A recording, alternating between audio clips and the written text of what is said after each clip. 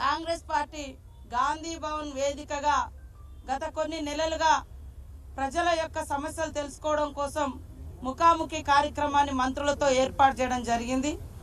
ఇది నేను ఈ యొక్క ముఖాముఖి కార్యక్రమానికి రావడం ఇది రెండోసారి. చాలా వాళ్ళు సమస్యలను వాళ్ళ ఇబ్బందులను కూడా డైరెక్ట్గా వచ్చి మంత్రులకు కలిసి చెప్పుకోవడం అనేది ఇది గతంలో ఎప్పుడు జరగలేదు. గాంధీ భవన్ వేదికగా మా కాంగ్రెస్ పార్టీ నిర్వహించడం జరుగుతూ ఉంది.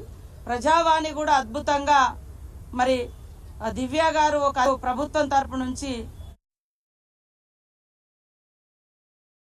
రేషన్ కార్డులు ఇవ్వలేదు, ఇందిరా డబుల్ బెడ్రూమ్లు కూడా ఇవ్వలేదు, వాళ్ళు 10 ఏళ్లలో 1 లక్ష కూడా ఇల్లులు కట్టించింది లేదు, కట్టిన ఇల్లులు కూడా పంపకం చేయలేదు, అవి కూడా ఎక్కువ వస్తూ ఉన్నాయి. ఇందిరమ్మ అంటే ఇండ్ల కోసం రేషన్ కార్డుల కోసం కూడా ఎక్కువ రావడం జరిగింది.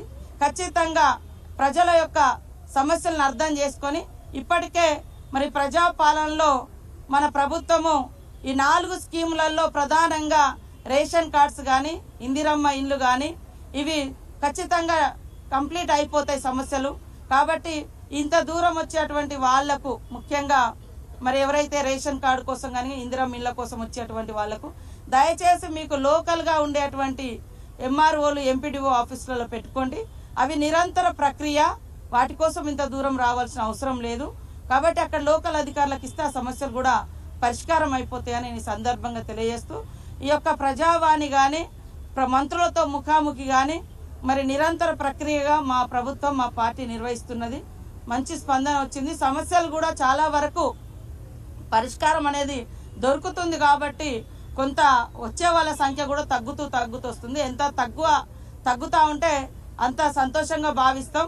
ఈరోజు వచ్చే వాటిలలో ఇప్పుడు జరిగేది ముఖ్యంగా ఇండ్లు రేషన్ కార్డుల స్కీమ్స్ జరుగుతున్నాయని తెలిసి పబ్లిక్ ఎక్కువ వాటి కోసమే రావడం జరుగుతుంది. కాబట్టి అదేవిధంగా క్షేత్రస్థాయిలో కూడా అధికారులు ప్రజలకు అందుబాటులో ఉండి నిరంతరం ఇంకా బెటర్గా పర్యవేక్షణ చేసి ఇమీడియట్లీ రిలీఫ్ ఇచ్చే విధంగా అంటే వెంటనే పరిష్కరించే విధంగా కూడా చొరవ తీసుకోవాల్సిన అవసరం ఉంది. వాళ్ళకి ఇంత దూర ప్రయాస కూడా అవసరం ఉండదు. కాబట్టి ఎంత తగ్గితే అంత బెటర్గా మేము భావిస్తామని ఈ సందర్భంగా తెలియజేస్తూ అందరికీ నమస్కారం. ఎజెండా ఏం లేదు. లోకల్గా అంటే వాస్తవానికి మా ప్రతి 3 నెలలకు 6 నెలలకు పార్టీ మీటింగ్స్ పెట్టుకోవడం అనేది మీకు తెలుసు. మా ఏఐసిసి జనరల్ సెక్రటరీ గారు మరి దీపాదాస్ మున్షి గారి ఆధ్వర్యంలో కాంగ్రెస్ పార్టీ ఎమ్మెల్యేలు వారి పనితీరు గురించి కానీ ఇంకా ఏమన్నా మంచి చెడు లోపాలు ఉన్నా కూడా సరి చేసుకొని పబ్లిక్కు అందుబాటులో ఉండాలని, అదేవిధంగా పార్టీని కూడా స్ట్రెంథెన్ చేసుకోవాలి. కొత్తగా పిసిసి అధ్యక్షుడు మరి మహేష్ కుమార్ గౌడ్ గారు రావడం జరిగింది. వారి ఆధ్వర్యంలో పార్టీని క్షేత్రస్థాయిలో కమిటీలు కానీ బూత్ కమిటీలు కానీ గ్రామ కమిటీలు కానీ అవన్నీ కూడా వేసుకొని క్యాడర్కు ఒక బాధ్యత ఇవ్వడం, అదేవిధంగా రాబోయేటువంటి కాలంలో ఇప్పుడు ఒక 2-3 ఎమ్మెల్సీ ఎన్నికలు కూడా ఉన్నాయి. ఆదిలాబాద్ కానీ ఇటు వరంగల్ కానీ ఉన్నాయి. కాబట్టి ఆ ఎన్నికలను కూడా దృష్టిలో పెట్టుకొని ఇవన్నీ కూడా ఎమ్మెల్యేలకు దిశానిర్దేశం చేయడం జరుగుతుంది.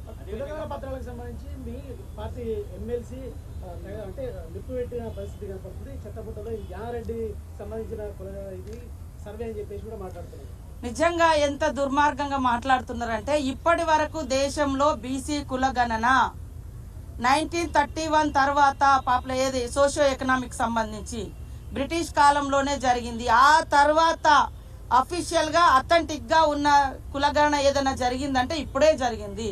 అది ఇల్లు పోయి సర్వే చేసిర్రు. మరి గవర్నమెంట్ అధికారులను పంపించి సర్వేలు చేయించడం తగ్గింది. గత బీఆర్ఎస్ చేసినటువంటి కుల సర్వే కుల సమగ్ర సర్వే వాళ్ళ కుటుంబం కోసం చేసిర్రు, మన కుటుంబాలన్ని పేరు మీద. అంతిమంగా ఆ కుటుంబ సర్వేను ఎక్కడికి పంపిర్రు? లిమ్కా బుక్ అంట. లిమ్కా బుక్ కోసం దుబాయ్ నుంచి వచ్చిర్రు పాపం పేరు ఎక్కించుకోవడం అంటే సర్వేలో పాల్గొనడం కోసం, లేదా వేరే దేశాల నుంచి వచ్చిర్రు.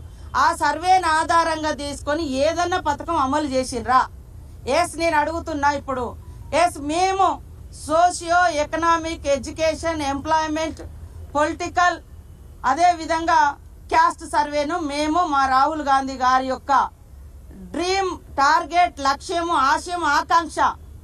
ఒక పేషెంట్ను ఎక్స్రే తీస్తే ఆయన బాడీలో ఉన్నదంతా ఎట్లా బయటకు వస్తుందో ఈ సమాజంలో కులాంతరాలు అదేవిధంగా పేదరికము కులాలు వాటి అన్నీ కూడా బయటకు వస్తాయి. ఎక్స్రే లాగా కుల గణన జరగాలని చెప్తే మేము మరి రోజుకు ఒక 10 కుటుంబాలు, ఒక అధికారి 10 కుటుంబాలే ఆ రోజు 10 లక్షల మందిని ఉపయోగించారు.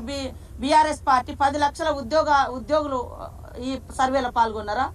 ఈ రోజు మేము 1,00,000 మంది ఉద్యోగులను వాడి, గవర్నమెంట్ ఉద్యోగులను వాడి అథెంటిక్గా తెస్తే కావాలని బీసీలకు వచ్చే ఒక మంచి అవకాశాలను పక్కదోవ పట్టించి రేపు ఏ అవకాశాలు ఉండొద్దని చేసి కుట్ర చేసి ఇవాళ అందరు అట్లా మాట్లాడుతున్నారు. కానీ తప్పు. అది ఒకవేళ ఎక్కడన్నా మిస్ అయితే కొంతమంది టీఆర్ఎస్ నాయకులు ఈ కుల బహిష్కరణ అంటే ఈ కులగణన బహిష్కరించాలన్నారు. ఎంత దరిద్రం అంటే ఇవాళ నువ్వు లిమ్కా బుక్ కోసమేమో